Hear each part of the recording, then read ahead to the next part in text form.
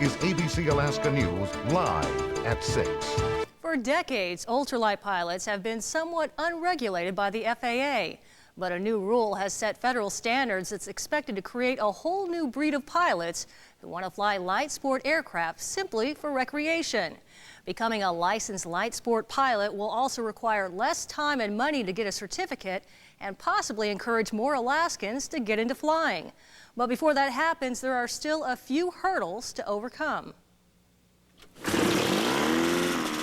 He's been flying ultralights for years. Ready? Rick Huggett, owner of Rick Stick and Rudder, is one of 3 advanced flight instructors for ultralights in Alaska. And away we go. Flying this light aircraft is the love of his life. The world is just a different place from sitting up here. Aside from his wife, of course. I just like the feeling of this floating. Blast to fly. It's like a little sports car. Pete Marsh, owner of the Air Bear Ultralights, is also an advanced flight instructor. It's incredible visibility. You can just look 360 degrees all around you with nothing in the way. But something has been in the way for pilots who want to fly with a passenger just for the fun of it. They're restricted to 1 seat only. Right now, Alaska ultralight pilots face many restrictions. They can't carry any passengers without a training exemption.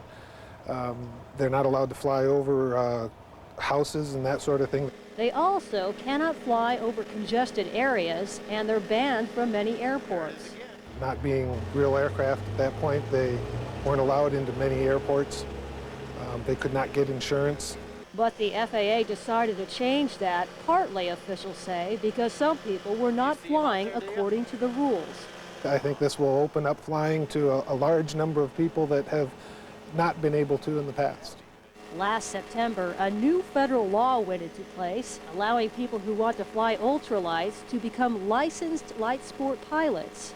They'll be able to now carry a passenger, get insurance, come into the other airports. Although the new law is in place, as of right now, there's no way for Alaskans to meet those requirements. There aren't any what we call DPE, designated pilot examiners, who should be out there creating instructors.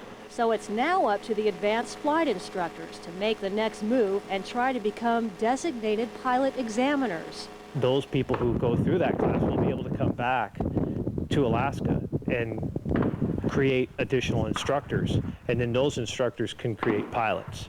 Both Marsh and Huggett have turned in applications to the FAA's National Standardization Board in Oklahoma.